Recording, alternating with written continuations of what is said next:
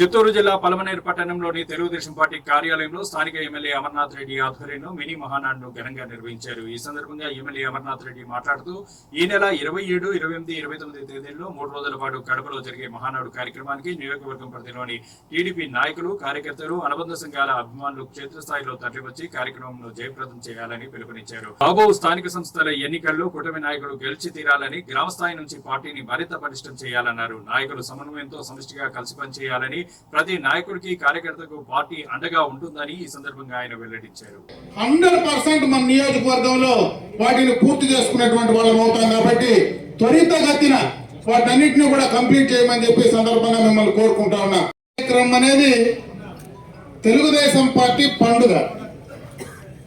కీర్తిశేషులు నందమూరి తారక రామారావు గారి జన్మదినాన్ని పురస్కరించుకొని పార్టీ స్థాపించిన నాటి నుంచి కూడా 27, 28, 29 రాష్ట్ర స్థాయిలో మనం మహానాడు నిర్వహించుకోవడం ఆనవాయితీ. ఆ తర్వాత చంద్రబాబు నాయుడు గారి నాయకత్వంలో నియోజకవర్గ స్థాయిలో, జిల్లా స్థాయిలో మినీ మహానాడులు నిర్వహించి ఆ మినీ మహానాడుల్లో నియోజకవర్గ స్థాయికి సంబంధించినటువంటి సమస్యలు, పార్టీ పటిష్టతకు మనం తీసుకునేటువంటి చర్యలు కావచ్చు, జిల్లా స్థాయిలో మనం తీసుకోబోయేటువంటి చర్యలు కావచ్చు, రాష్ట్ర మహానాడుకు సంబంధించినటువంటి సూచనలు, సలహాలు గ్రామ స్థాయి నుంచి వాళ్ళ అభిప్రాయాలు అనుసరించుకొని తయారు చేయాలనేటువంటి ఆలోచనతోనే చంద్రబాబు నాయుడు గారు ఈ కార్యక్రమాన్ని మనకు తీసుకురావడం జరిగింది. దానికి సంబంధించి మనకు ఏదైతే హంద్రీ నివో ఉందో దాన్ని లైనింగ్ సంబంధించినటువంటి కార్యక్రమాలు చాలా స్పీడ్ గా వార్ ఫుటింగ్ మీద కార్యక్రమాలన్నీ కూడా చేస్తా ఉన్నాం. త్వరితగతిన మనకు ఏవైతే ఈ 2 నియోజకవర్గాలకు, ఇటు పలమనేరు కానీ కుప్పం కానీ, ఈ 2 నియోజకవర్గాలకు త్వరగా టైలెండ్ లో ఉన్నాయి కాబట్టి దానికి నీళ్లు తీసుకొచ్చేటువంటి కార్యక్రమానికి కూడా శ్రీకారం చుట్టడం జరుగుతా ఉంది. అందుకే మొన్న ఆ కన్సర్న్ మంత్రి నిమ్మల రామనాయుడు గారు వీకోటకు రావడం, ఆ పనులన్నీ కూడా మరి చూడడం, త్వరలోనే దానికి సంబంధించినటువంటి వాటర్ డిశ్చార్జ్ కి సంబంధించినటువంటి కార్యక్రమాలు చేస్తూ ఉన్నారు. నేను ఆ లైనింగ్ ఏదైతే హంద్రీనివా కాలువ పక్కన చెరువులకు ఎక్కడైనా లింక్ మిస్ అయింటే ఇప్పుడే మనం చేసుకుంటే దానికి సంబంధించి ఒకసారి లైనింగ్ అయిపోయిన తర్వాత మళ్ళా చెరువులకు, ఆ సప్లై ఛానల్కి ఇవ్వడానికి ఇబ్బంది ఉంటుంది. కాబట్టి ఇప్పుడే చెప్తే వాటిని కూడా తీసుకొని పోయి చేసేటువంటి అవకాశం ఇప్పుడు ఉంది. కాబట్టి దాన్ని కూడా ఉపయోగించుకునేందుకు ముందుకు రమ్మని చెప్పి నేను సందర్భంగా మిమ్మల్ని కోరుకుంటున్నాను. నేను ఎందుకు మీకు చెప్తా ఉన్నానంటే, మనం ఈ తక్కువ సమయంలో కొన్ని కార్యక్రమాలు చేసేటువంటి ప్రయత్నం చేస్తా ఉన్నాం. ఇంకొక పక్క కార్యకర్తలకు సంబంధించి మీరు ఆ గ్రామాల్లో ప్రజలతో మమేకం కావాల్సినటువంటి పరిస్థితి ఉంది. ఎందుకంటే మనకు త్వరలోనే స్థానిక సంస్థ ఎన్నికలు రాబోతా ఉన్నాయి. ఈ రోజు మనకు ఒక స్థానిక సంస్థ కూడా ఈ రోజు మనకు అధికారంలో లేవు. గతంలో స్థానిక సంస్థల ఎన్నికల్లో పూర్తిగా దౌర్జన్యంగా అప్పటి ప్రభుత్వం మరి దౌర్జన్యంగా మనం వేసినటువంటి నామినేషన్లు కూడా తీసి పెరిగి చెల్లకుండా చేసి ఆ రోజు మనల్ని ఏ ఎన్నికల్లో కూడా పోటీ చేయడానికి అవకాశం లేకుండా పోయింది. ఈ రోజు మళ్ళీ స్థానిక సంస్థల ఎన్నికల్లో ఖచ్చితంగా మన కూటమి ప్రభుత్వం నాయకులు అధికారంలోకి రావాల్సినటువంటి అవసరం ఖచ్చితంగా ఉందని చెప్పే సందర్భంగా నేను తెలియజేసుకుంటా ఉన్నా. మీరు ప్రజలతో ఉండండి, ఖచ్చితంగా ప్రజలతో మీరు మమేకంగా రేపు ఎన్నికల్లో 100% మనం గెలిచి తీరాలా.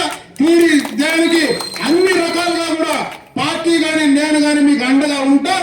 ఎవ్వరు కూడా ఎనిక్కిపోవాల్సినటువంటి పని లేదు.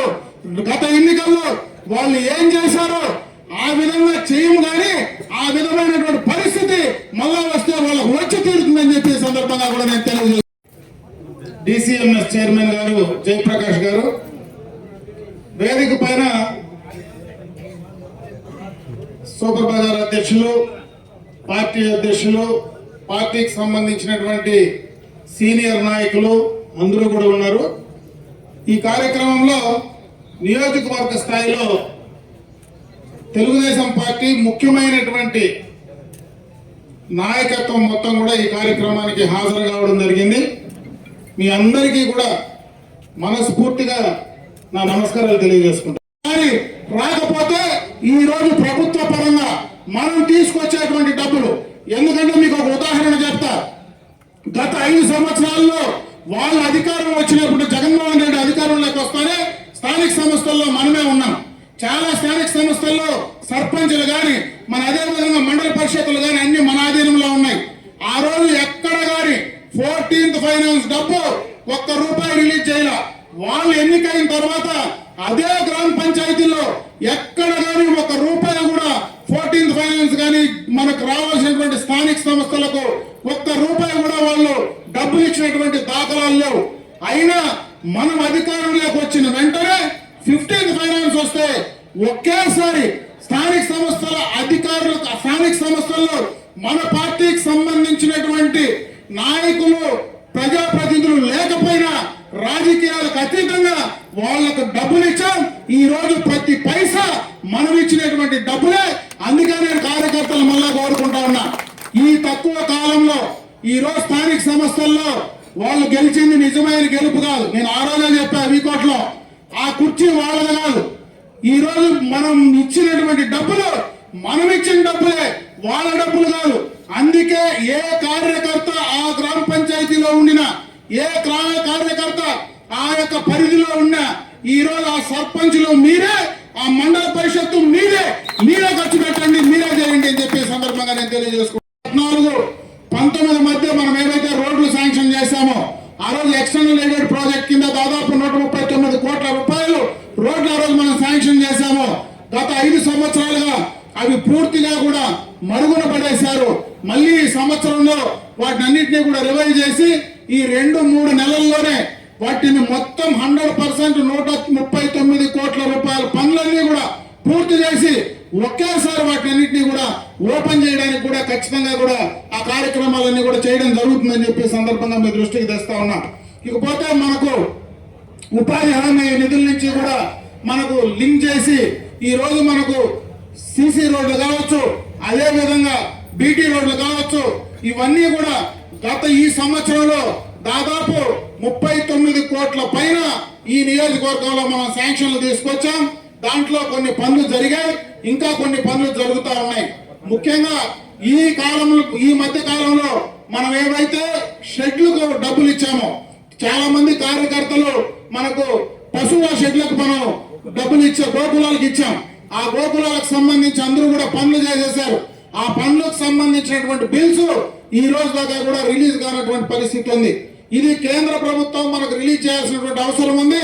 ఖచ్చితంగా దానిపైన మరి రాష్ట్ర ప్రభుత్వం కానీ ముఖ్యమంత్రి గారు కానీ మొన్న కూడా ఆయన నోటీసుకి తీసుకెళ్లడం జరిగింది. త్వరలోనే దానికి సంబంధించినటువంటి బిల్స్ కూడా రిలీజ్ చేస్తామని చెప్తా ఉన్నారు. కాబట్టి ఆ రిలీజ్ అవుతా ఉన్నట్లే NRIGS కింద రావాల్సినటువంటి డబ్బులన్నీ కూడా మన కార్యకర్తలకు వస్తాయని చెప్పి సందర్భంగా మీ దృష్టికి తెస్తాను. దేనికో ఆశపడి నేను పని చేయాల, దేనికో ఆశపడి నేను కార్యక్రమాలు చేయాల. ఈ రోజు పని చేసింటే ఖచ్చితంగా కూడా చంద్రబాబు నాయుడు గారు మనకు అవకాశం ఎప్పుడైనా ఎక్కడైనా, నేను ఏ రోజు ఆయనకు నేను ఈరోజు ఇక్కడ నిలబడి చెప్తా ఉన్నా, నా రాజకీయ జీవితంలో నేను ఒక్క రోజు కూడా ఈ రోజు పార్టీని కానీ చంద్రబాబు నాయుడు గారిని నాకు అసెంబ్లీ టికెట్ ఇవ్వమని కానీ, నాకు మంత్రి పదవి ఇవ్వమని కానీ నేను ఇంతవరకు ఎప్పుడు ఆయన అడగలే. నేను అడగకుండానే ఆయన నాకు ఎప్పుడు ప్రతిసారి ఆ యొక్క అసెంబ్లీ టికెట్ బీఫారం నా ఇంటికి పంపించినాడు. మొన్న కూడా చాలా మంది నేను బయటకు వచ్చిన తర్వాత, పార్టీ నుంచి బయటకు వచ్చిన తర్వాత ఆ రోజు నేను మంత్రి నాకు ఇస్తే నేనేందో మంత్రి పదవి కోసం పోయినాను అనుకున్నారు. నేను మంత్రి పదవి ఇవ్వమని ప్రమాణంగా చెప్తా ఉన్నా. నేను చంద్రబాబు నాయుడు గారిని ఏ రోజు మంత్రి పదవి గురించి నేను అడిగినటువంటి వాడిని కాదు, నేను అడగను కూడా అని చెప్పి సందర్భంగా మీ దృష్టికి తెస్తా ఉన్నా. పార్టీ క్రమశిక్షణ కలిగినటువంటి కార్యకర్తగా, నాయకుడిగానే పనిచేశా. ఈ రోజు మండల స్థాయిలో మండల యువత అధ్యక్షుడిగా పనిచేసి, మండల స్థాయిలో మండల పార్టీ అధ్యక్షుడిగా పనిచేసి, జిల్లా స్థాయిలో జిల్లా పార్టీ అధ్యక్షుడిగా పనిచేసి, రాష్ట్ర స్థాయిలో రాష్ట్ర యువత అధ్యక్షుడిగా పనిచేసి, ఈ రోజు రాష్ట్రంలో జనరల్ సెక్రటరీగా ఒక జోన్ ఇన్ఛార్జ్ గా పనిచేసినటువంటి అవకాశం నాకు పార్టీ కల్పించింది. గ్రామ స్థాయి సర్పంచ్ నుంచి ఈ రోజు నేను ఎదిగినానంటే కీర్తన నందమూరి తారక రామారావు గారి భిక్ష. నేను ఎక్కడున్నా రామారావు గారి పటాన్ని నేను ఆ రోజు పార్టీ నుంచి బయట పోయినా నా ఇంట్లో ఎల్లో కుర్చీ దీలా, నాకు ఎన్టీ రామారావు ఫోటో దీలా. కాబట్టి పార్టీ క్రమశిక్షణ కలిగినటువంటి కార్యకర్త నాయకుడే. ఇన్ని దఫాలు నేను 7 సార్లు అసెంబ్లీకి పోటీ చేస్తే, ఎన్నిసార్లు నేను ఎమ్మెల్యే అయితే, ఒకసారి నన్ను మంత్రి చేస్తే, మళ్ళా నేను ఆ మంత్రి పదవి కోసమో ఎమ్మెల్యే పదవి కోసమో ఈ రోజు రాజకీయంగా నేను తగ్గే పరిస్థితి లేదు. నేను మీకోసమే పనిచేస్తా, పార్టీ కోసమే పనిచేస్తానని చెప్పి సందర్భంగా తెలియజేసుకుంటున్నా. గత ఎన్నికలకు ముందు వాళ్ళ అధికారంలో ఉన్న వాళ్ళకు వాళ్ళు డబ్బులు ఇవ్వాల. ఆ రోజు న్యాయబద్ధంగా ఎన్నికలు జరగల. ఈ రోజు మనం న్యాయబద్ధంగా ఉన్నాం. ఇచ్చిన డబ్బు ప్రతి పైసా వాళ్ళు ఇవ్వకపోయినా వాళ్ళకి మనం ఇచ్చినాం. ఈ రోజు న్యాయంగా నీతిగా ప్రజల కోసం చేసేటువంటి కార్యక్రమాన్ని మీరు మమేకంగా అండి. ఆ రోజు మొన్న గెలిచినటువంటి ఏ ప్రజాప్రతినిధి ప్రజాస్వామ్యబద్ధంగా గెలవలేదు. ప్రజాస్వామ్యబద్ధంగా గెలవనటువంటి వాడికి గౌరవం ఇవ్వాల్సినటువంటి అవసరం లేదని చెప్పి సందర్భంగా కూడా నేను ఈ సందర్భంగా మీకు తెలియజేసుకుంటా ఉన్నా. కాబట్టి ఆ స్థానిక సంస్థల్లో రేపు మన కూటమి ప్రభుత్వంలో మనం తెచ్చేటువంటి ప్రతి పైసా మన ద్వారానే ప్రజలకు చేరే విధంగా, అది మీ ద్వారా కార్యకర్తల ద్వారానే ప్రజలకు చేరే విధంగా చర్యలు తీసుకుందాం. దానికి నేను బాధ్యతగా ఉంటాను, మీరు చేయమని చెప్పి సందర్భంగా మిమ్మల్ని అందరినీ కూడా కోరుకుంటా ఉన్నా. అదే విధంగా అధికార పార్టీకి వచ్చిన తర్వాత కొన్ని సమస్యలు ఉంటాయి. నేను ఒకటే మిమ్మల్ని కోరుకుంటా ఉన్నా, మనం అధికారంలో ఉన్నాం. ఈ రోజు కార్యకర్తలు మీరందరూ ఉన్నారు, గ్రామాల్లో నాయకత్వం ఉంది. ఈ నాయకుల సమన్వయంతో సమిష్టిగా మీరు ప్రజల దగ్గరికి పోండి. సమిష్టిగా మీరు ఏం పనులు చేయాలనో కలిసి చేయండి. మీరు చేయడానికి మిమ్మల్ని అన్ని రకాలుగా, అటు రాజకీయ పార్టీగా ఎవరు రాజకీయ నాయకులుగా ఎవరు అక్కడ ఫిట్ అవుతారో, ఎవరు ఇంకొక రకంగా ఆర్థికంగా ఫిట్ అవుతారో మీరు తేల్చుకుంటే ఖచ్చితంగా మిమ్మల్ని ఆర్థికంగా బలోపేతం చేయడానికి కానీ, మిమ్మల్ని రాజకీయంగా బలోపేతం చేయడానికి కానీ ఖచ్చితంగా పార్టీ మీకు అండగా ఉంటుంది. నేను ఈ నియోజకవర్గంలో మీకు అండగా ఉంటాను. కాబట్టి మీరు స్థానికంగా ఎక్కడ కూడా ఒకరితో ఒకరు అధికారంలో ఉండామని పొరపచ్చాలు పెట్టుకోవాల్సిన పని లేదు. ఎందుకంటే మనకు ఉండే సమయం ఇంకా 4 సంవత్సరాలు మళ్ళీ మనం ప్రజల్లోకి వెళ్ళాలి. ఈ సమయాన్ని మీరు వేస్ట్ చేయొద్దండి. ప్రజలకు మంచి చేయండి, మీరు బాగుపడండి, మీరు సక్రమంగా పేరు సంపాదించుకోండి. ఆర్థికంగా రాజకీయంగా బలపడడానికి మీరు అన్ని రకాలుగా కూడా ముందుకు వస్తే ఖచ్చితంగా కూడా మీకు అన్ని రకాల అండ ఉంటుంది. మీరు బాగుంటే, మీరు బాగా బలంగా ఉంటే పార్టీ బలంగా ఉంటుంది. పార్టీ బలంగా ఉంటే మేము బలంగా ఉంటాం. నేను బలంగా ఉంటే చంద్రబాబు నాయుడు బలంగా ఉంటాడని చెప్పి వాటిని దయచేసి మీరు గుర్తుంచుకోండి అని చెప్పి సందర్భంగా మీ దృష్టికి తెస్తా ఉన్నా. వ్యవస్థాపక అధ్యక్షులు కీర్తన నందమూరి తారక రామారావు గారి ఆలోచనలకు అనుగుణంగా, ఆయన ఆశయాలకు అనుగుణంగా తెలుగుదేశం పార్టీలో పార్టీని ముందుకు తీసుకెళ్ళడానికి ఇది ఒక మంచి కార్యక్రమం, మంచి అవకాశం అని చెప్పి సందర్భంగా కూడా మీ అందరి దృష్టికి తెస్తా ఉన్నా. మన నియోజకవర్గానికి సంబంధించి చూస్తే ఈరోజు పార్టీకి సంబంధించినటువంటి స్ట్రక్చర్ మొత్తం కూడా మన యువ నాయకులు నారా లోకేష్ గారు పార్టీకి సంబంధించినటువంటి కార్యక్రమాల్లో, పార్టీకి సంబంధించినటువంటి కార్యకర్తల సంక్షేమం కానీ, పార్టీ యంత్రాంగాన్ని టెక్నాలజీతో అనుసంధానం చేసి పార్టీని ఈ తరంలో రాబోయే తరాలకు ఏ రకంగా ముందుకు తీసుకెళ్లాలా అనేటువంటి ఆలోచనలకు అనుగుణంగా ఈరోజు మనం కేఎస్సీల నిర్మాణం, అంటే గ్రామాల్లో ప్రతి 60 మందికి ఇద్దరిని, ఒక మహిళను ఒక పురుషుణ్ణి, ఇద్దరిని బాధ్యులుగా చేసి, ఎందుకంటే ముందు గతంలో ప్రతి 100 మందికి మనం ఒక కార్యకర్తను ఏర్పాటు చేసుకోవడం మీ అందరికీ తెలుసు. అదేవిధంగా గ్రామ స్థాయిలో మరి వార్డు స్థాయిలో వాళ్ళని కార్యకర్తలను ఒక మహిళలను పురుషులను ఏర్పాటు చేసి పార్టీని ఆ స్థాయి నుంచి పటిష్టం చేయాలనేటువంటి ఆలోచనతో ఈ కార్యక్రమాన్ని తీసుకున్నాం. మన నియోజకవర్గానికి సంబంధించి చూస్తే దాదాపు 86% ఆ కార్యక్రమాన్ని మనం పూర్తి చేశాం.